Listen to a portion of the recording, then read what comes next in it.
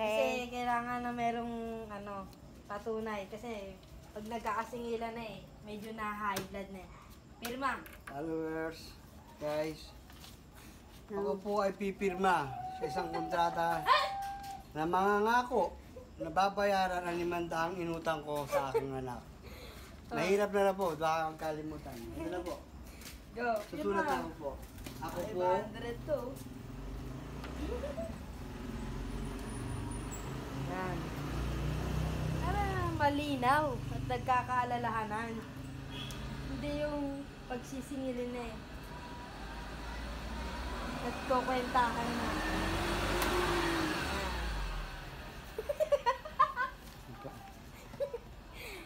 Ito na. Ito po. Yan.